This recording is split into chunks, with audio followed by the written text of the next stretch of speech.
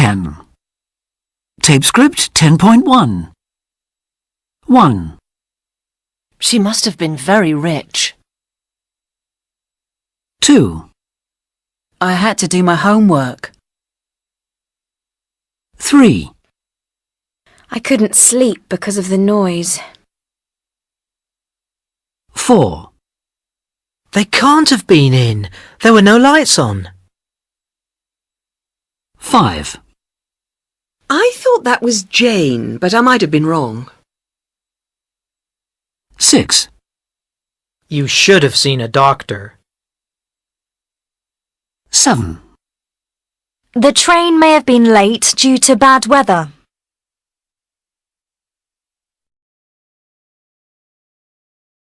Tape script 10.2. The King in the Car Park. How was the theatre last night? What did you see? We saw a Shakespeare, Richard III. It was fantastic. Fabulous acting. A horse, my kingdom for it. You saw Richard III? Do you know he's all over the news at the moment? Why? He died over 500 years ago. Yeah, and nobody knows where he was buried. It's a big mystery. At least it was a mystery, because now they're pretty sure they found his body. Really? Well, not his body exactly. His skeleton. It was beneath a car park in Leicester. Beneath a car park? You're kidding me. So King Richard could have died while parking his horse. Ha ha, not funny. No, seriously. They say the car park must have been built on what was once a church graveyard. But how do they know the skeleton is Richard III's? Well, they know he was killed in 1485 in a battle near Leicester. The Battle of Bosworth Field. Yeah, that's right.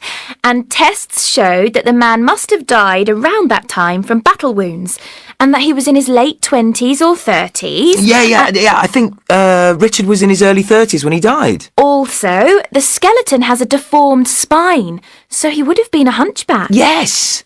And Richard was a hunchback. Well, at least he was in Shakespeare's play. They can tell a lot from the skeleton, and it's in really good condition, except that the feet are missing. How come the feet are missing? Oh, they say builders might have chopped them off in the 16th century. Anyway, the archaeologists found some people in Canada who are descendants, and they've done DNA tests which match. I bet those people were surprised. Yeah, I bet. Who was Richard fighting in the battle? Was it Henry VIII? No, it can't have been Henry VIII. I don't think he was born until the end of the 15th century. It must have been his father, Henry VII. My history's a bit rusty. I think you're right. It would have been Henry VII. There have been a lot of Henrys, haven't there? Yeah, but none since Henry VIII. Who knows? There might be a Henry IX one day. Tape script 10.3. 1. When did Richard die? He must have died in the 15th century. 2. What was he doing when he died? He could have been riding a horse. He must have been fighting. 3. Was he buried in a car park? He can't have been buried in a car park. 4. How old was he when he died? He may have been 32 or 33. He can't have been 40. 5. What did they learn from his deformed spine? That he would have been a hunchback. 6. Why were his feet missing? Builders in the 16th century might have chopped them off. 7. How did the Canadians feel about the discovery? They must have been surprised and excited. 8. Who was Richard fighting in the battle? He can't have been fighting Henry VIII. He would have been fighting Henry VII.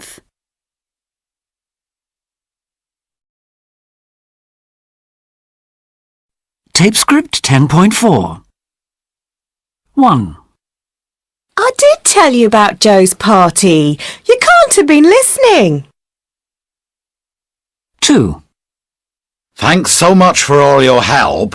I couldn't have managed without you.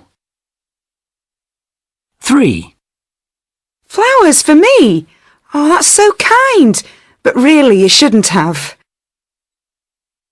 4, Come on! We're only 5 minutes late. The film won't have started yet. 5, I don't believe that Kathy's going out with Mark. She'd have told me. I know she would. 6, We raced to get to the airport on time, but we needn't have worried. The flight was delayed. 7, We've got a letter here that isn't for us. The postman must have delivered it by mistake. 8, You shouldn't have gone swimming in such rough sea. You could have drowned.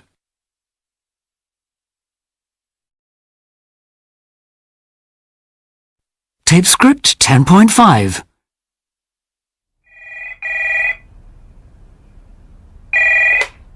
Hello? This is Robert. Sorry, Donna who? I'm sorry, I don't think I know any Donnas. On holiday, did we? Where was that? Greece! Oh yes, of course. Donna and Marlene from Wisconsin. That was years ago. Well, thank you. Yes, Alistair and I enjoyed it too. Well, what a surprise. What are you up to these days? Here? What are you doing here? Wow, really? That's ambitious. Well, obviously, I'd love to see you both again, but actually it's not really very... Yes, I know we said that, but Alistair lives in Scotland now, and my flat isn't very big, and my wife and... About 4 years ago, and we're about to move to a bigger place. We're expecting another baby. I'm glad you understand. Maybe we could meet for a drink for old time's sake?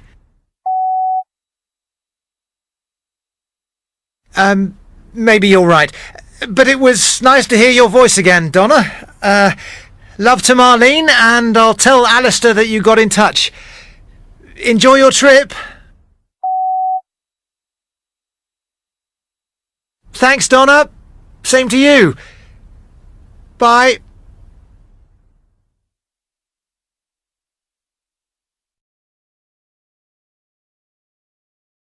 Tape script 10.6.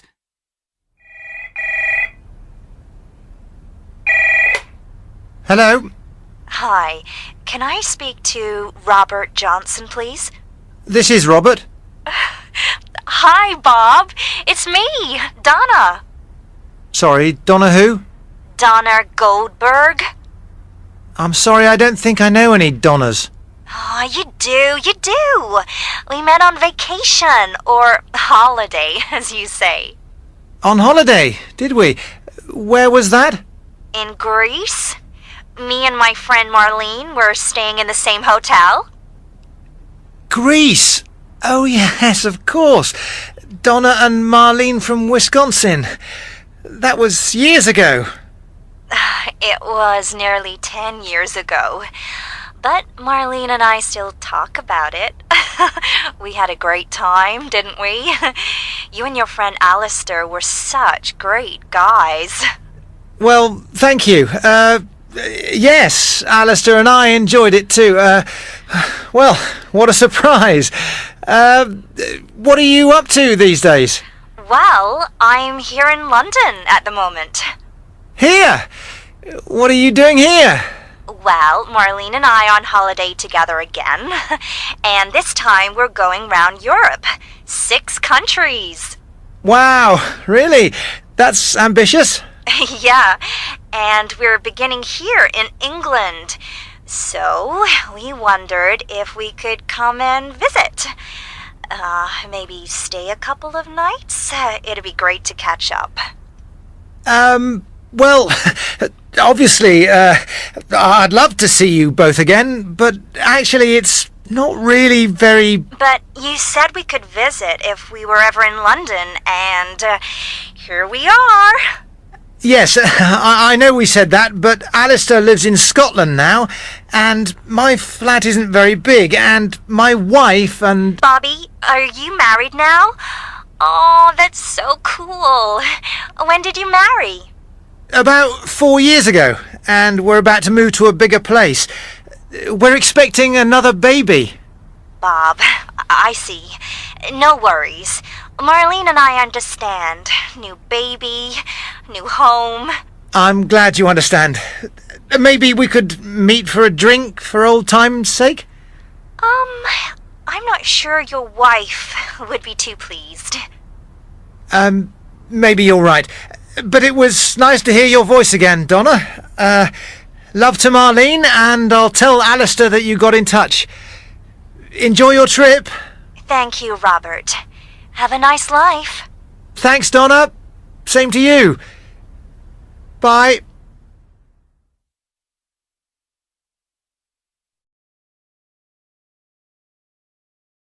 Tape script 10.7.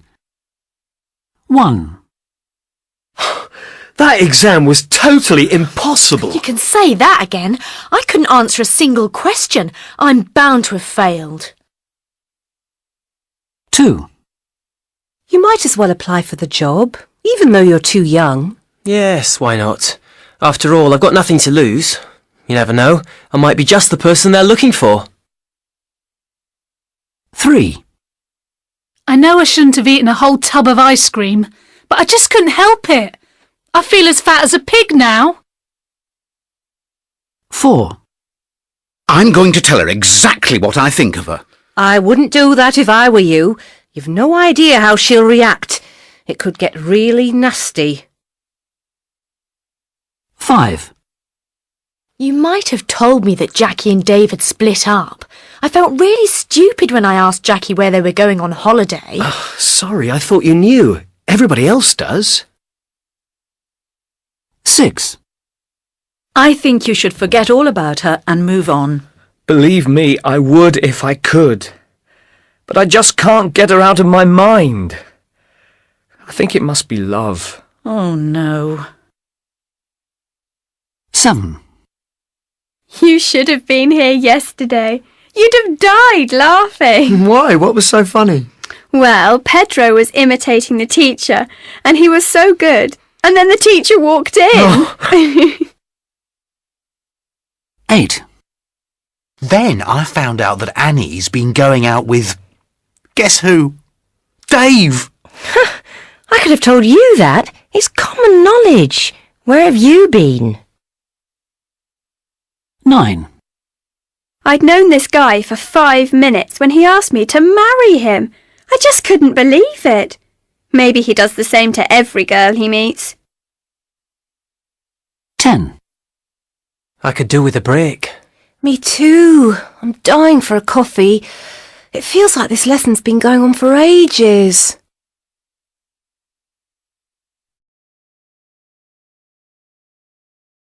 Tape script 10.8.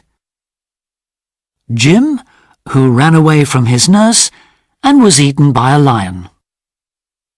There was a boy whose name was Jim. His friends were very good to him.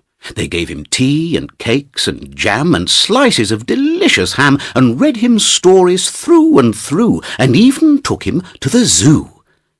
But there it was, the dreadful fate befell him. I now relate. You know, at least you ought to know, for I have often told you so, that children never are allowed to leave their nurses in a crowd. Now, this was Jim's especial foible. He ran away when he was able, and on this inauspicious day he slipped his hand and ran away. He hadn't gone a yard when, bang! With open jaws a lion sprang, and hungrily began to eat the boy, beginning at his feet. Now, just imagine how it feels, when first your toes and then your heels, and then by gradual degrees your shins and ankles, calves and knees are slowly eaten, bit by bit. No wonder Jim detested it. No wonder that he shouted, "Hi!" The honest keeper heard his cry. Though very fat, he almost ran to help the little gentleman. "Ponto!" he cried with angry frown. "Let go, sir! Down, sir! Put it down!" The lion having reached his head, the miserable boy was dead. When nurse informed his parents, they were more concerned than I can say. His mother, as she dried her eyes, said, "Well, it gives me no surprise. He would not do as he was told." His father, who was self-controlled, bade all the children round attend to James's miserable end, and always keep a hold of nurse, for fear of finding something worse.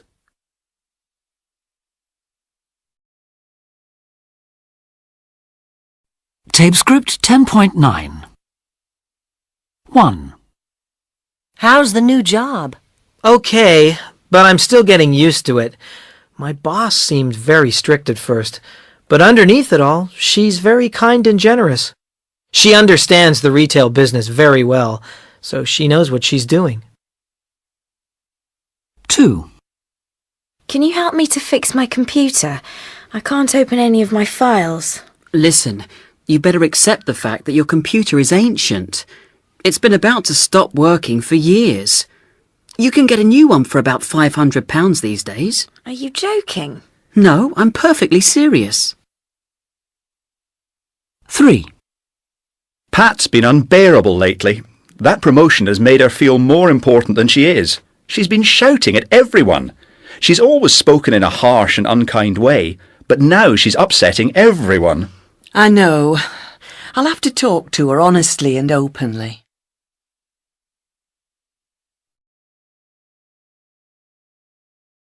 Tape script 10.10. 1. How's the new job? Okay, but I'm still finding my feet. My boss seemed very strict at first, but underneath it all, she's got a heart of gold. She has a very good head for the retail business, so she knows what she's doing. 2.